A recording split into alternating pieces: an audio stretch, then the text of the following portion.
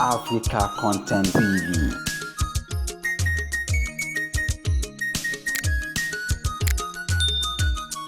To show the Olu of Orile Kenta Ogun State.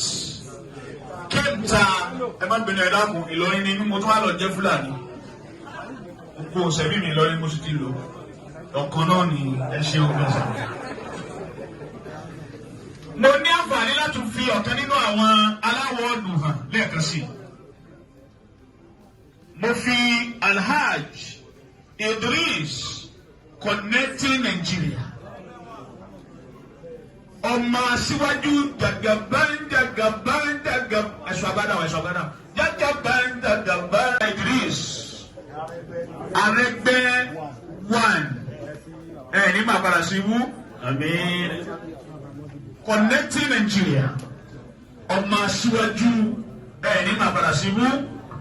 Jagaban ẹlẹ́yàtọ̀. Jagaban wẹ̀hùn. Àwọn ọ̀tẹ̀ ó pọ̀ lẹ́ni. Jagaban wọn ni wọ́n bá fi kọ́lá sí. Ní máa padà sí wú. Àmín. Gbọ́ ojú àpò yóò dáa. Ẹ̀yin tẹ́sí yóò dáa ẹ̀kú mẹ́.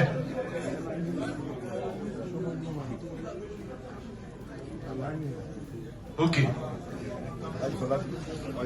Okay. Kìsì pé ìfẹ́ pé tó kàn o.